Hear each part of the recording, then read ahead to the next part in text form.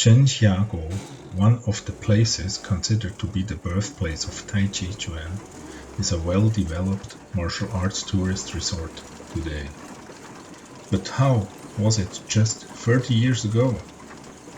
The first time I visited Chenjiagou was in April 1989. There was no real road back then, and the trip from Vientiane to Chenjiagou was about 8 kilometers, took us more than an hour in a sort of an off-roader.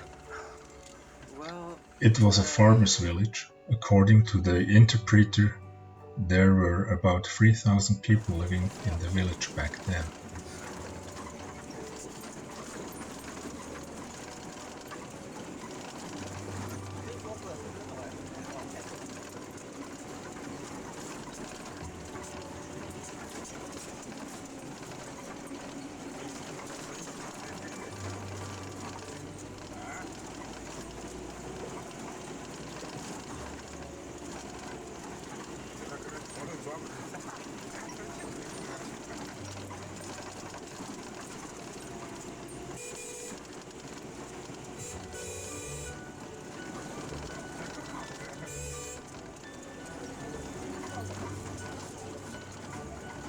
First, we visited the state-owned school where Taijiquan was taught by some of the village's masters.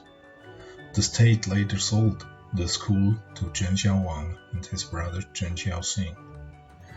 As it was noon, not many students were there and practiced. In the main hall was a stele with the portrait of Chen Wangting, the creator of Chen-style Taijiquan, with Jiang Fa standing behind him.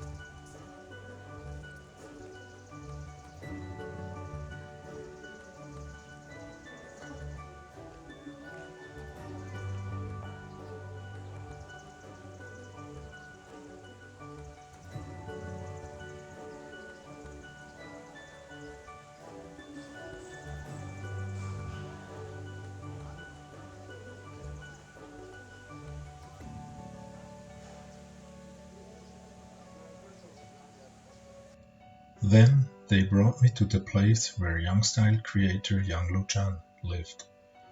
Where today is a little house, back then there were only ruins. The original house of Yang Luchan was destroyed by the Red Guards during the Cultural Revolution. The house where Chen Changxin lived is still there, and also another house from the time when Yang Luchan lived in Chenjiagou still was there. It was used as a primary schoolhouse in December 1990 when I was there with a group of my Hongkong master's students.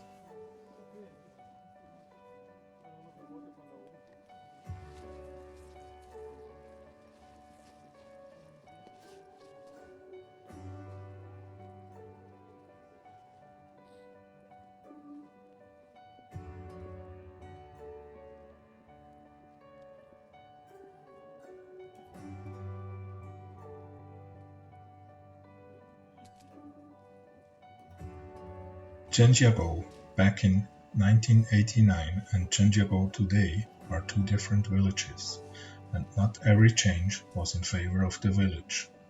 But there are of course different opinions on that. But watching my old footage, one might realize that there have been changes that changed the charisma of the village. I'm a bit sad about the way it went.